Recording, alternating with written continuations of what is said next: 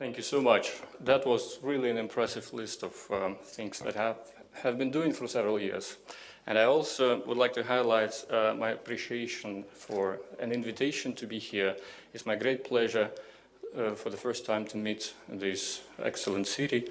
And I will try to use my time to shed some light on how Russian analysts see what's going on generally in the global tendencies of world politics, and also how this applies to South Caucasus.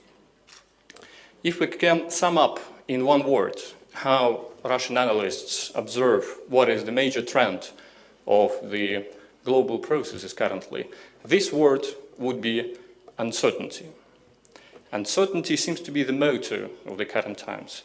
It affects all of us, and it puts us in a situation where you cannot plan. And planning is absolutely vital for any state and any conglomerate of states and integration blocks, because certainty is essential for like any state. States are long-term planning machines, and when you cannot foresee what is going on next, what can happen in several years, in next 5 years, in next 20 years, this puts you in a fog where you cannot navigate easily, where you can witness unexpected things which put you in a position that you cannot purely and discreetly judge.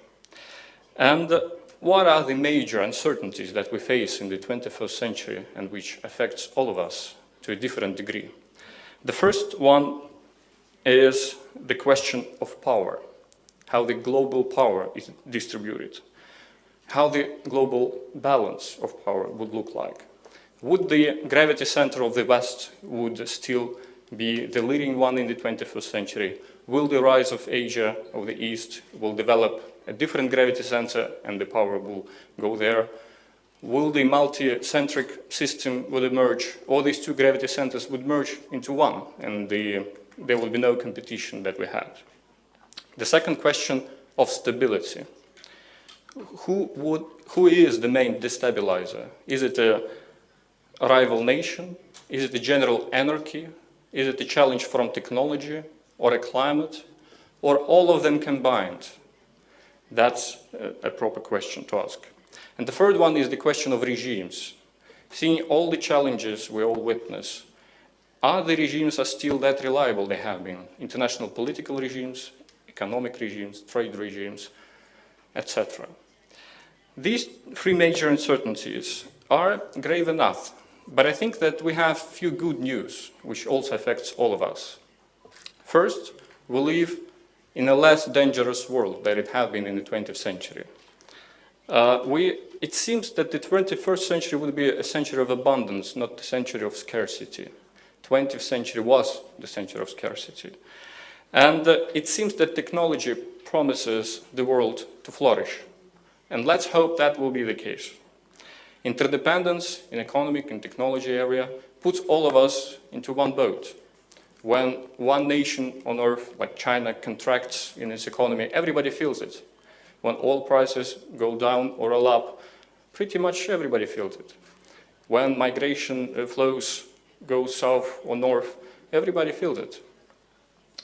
And interdependence put us into a very different position from the 20th century perspective.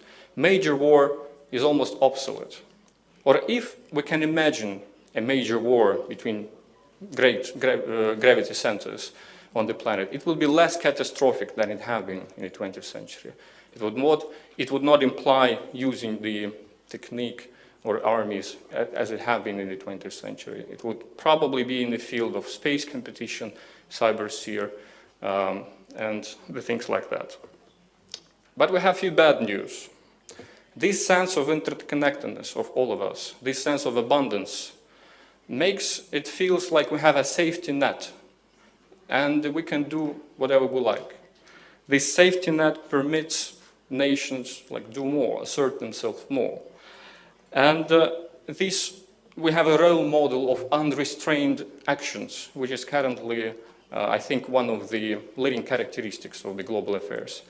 Nations feel unrestrained in their actions in many areas, inside the European Union, in Asia, in Middle East, In European politics, in Russian-NATO divide, that is the case. And relations between partners became less obligatory. If we, for example, compare current state of affairs with what was going on during the Cold War, relations were absolutely obligatory between the partners, even the confronting partners.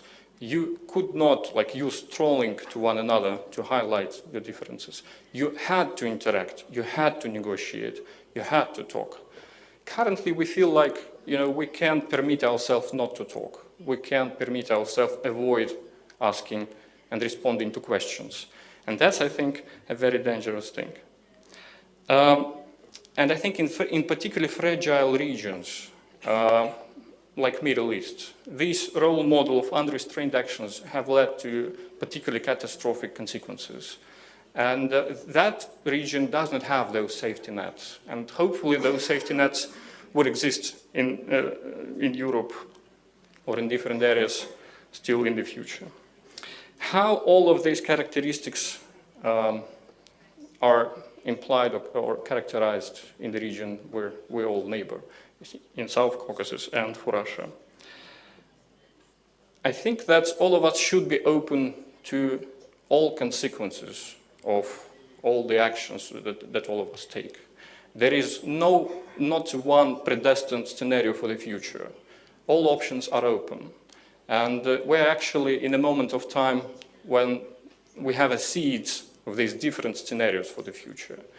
We can opt for making this future a future of cooperation, of economic flourishing, and of joining our efforts in building a stable environment. We also can permit ourselves to do what we want or do what emotions lead us to. And that can pose much more problems that would lead us to greater problems in the future. And it would be very overestimation to say that any of the great powers on the planet have one gold stake in what was going on in the planet, that they can forecast what is coming to an end. Every nation has its own strategic surprises. Currently in the international media, Russia is described as omnipotent, omnipresent power that can hack countries, trigger elections and do whatever it wants and influence countries from United States to Qatar to Montenegro, etc. Well, I believe that's an overestimation. At least for last 3 years, Russia faced several strategic surprises it didn't anticipate coming, starting from Ukraine crisis to conflict with Turkey, which I think was the gravest military threat for all the 25 years of new Russian independence, to Donald Trump victory. Nobody anticipated that's coming on in Moscow. Brexit referendum results, and renewed hostilities between Armenia and Azerbaijan in April last year. And that's not the end of the list. We're witnessing the crisis around Qatar currently. We don't know what's going on and what will happen there. New challenges can emerge from Syria, etc., etc. We are really living in a very open-ended world. There are no predestined scenarios, and Russia doesn't, have all the stakes in what was going on there. And what is the premise? How you act in that kind of uncertainty? What is the strategy that you imply? How do you behave in that environment? Russia, as well as the South Caucasian nations, have its limitations in its strategy. I would start with the South Caucasian nations. Beginning with Georgia, it has blocked relations with Russia for obvious reasons. It tries to find out a way from the gridlock with Russia, trying to join the Euro-Atlantic security infrastructure. Thus, it makes it a battlefield between Russia, particularly, and the United States, and to a lesser extent in NATO. Armenia has blocked relations with Azerbaijan and Turkey. It also is in a position of geographical blockade, which cannot be anyhow amended. And its future and prosperity deeply connected with the issue of resolving its grievances with Azerbaijan. It's quite clear. Economic directions and demographic directions clearly indicate that the future would not be the same if the current tendencies would be in the place. I think Azerbaijan has much more open scenarios for its future than all other nations of the South Caucasus. It has developed a particular and unique geopolitical identity which tries to include all of its connections which it developed throughout history with different areas on the planet. And Azerbaijan doesn't rely on anybody else besides itself. And that's quite a unique experience for any new nations that have arisen after the collapse of the Soviet Union. And in this respect, I think that non-alignment mode and focus on economic development is what makes the Azerbaijan success that visible. Concluding, I would just highlight how Russia sees what can become a proper scenario or a proper role model for an interaction between nations in the 21st century. Russian experts believe that uncertainty would still characterize global affairs for a generation to come. It is yet too early to characterize that we are witnessing a forming of a new equilibrium or a new global structure. It doesn't seem to emerge that easy or that briefly or that soon. So we should foresee that these new events that change the status quo would emerge. So in this respect, Russia proposes several principles of relations in its doctrinal documents, in its speeches of its major politicians. It projects that several principles like equality, mutual respect for interests, non-interference in internal affairs, and priority of international law should be the basis of interaction. Russia proposes as a role model for the interaction of nations Russian-Chinese relations. What is the particular essence of those relations and why we see them as an important example? 20 years ago, in 1996, Russia and China agreed on the principles of mutual relations. And those principles implied that they would disengage militarily, they would demilitarize their border, they would base their relations on equality and non-interference in internal affairs, respect for mutual interest, and they will also provide security guarantees to countries in between of them, including Central Asian states and Mongolia. And this led to something which we are lacking in our relations with NATO countries in Europe. Russia and China do not have a geopolitical frontier dividing them in Central Asia and in Mongolia. And we can say that we are currently at the apex of the political relations between Russia and China. Russia is still open to restore relations with its former adversaries.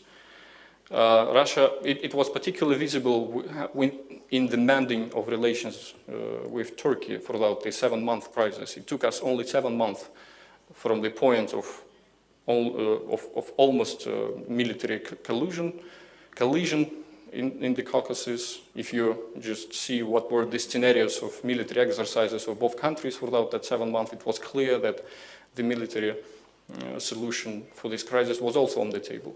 It took only 7 months to close this.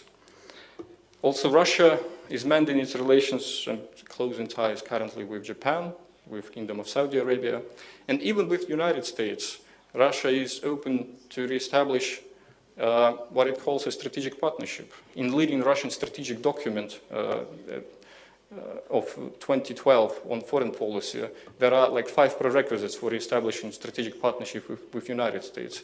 If those parameters are the same principles that Russia enjoys with China: equality, non-interference, respect for interest, etc. And I think it's what makes Russian foreign policy example interesting is a focus on a big picture, on how the future will look like in 20 years, and how to be open to what can come next. Russia tries to hold initiative where it's possible, but it's not constrained to renegotiate what was done in the past and what can come next in the future. And I think I would close my talk in the aspiration that openness to these different futures and preparedness for what can currently be assessed as an uncertain can help us to navigate through this very interesting but very uncertain 21st century. Thank you so much for your attention.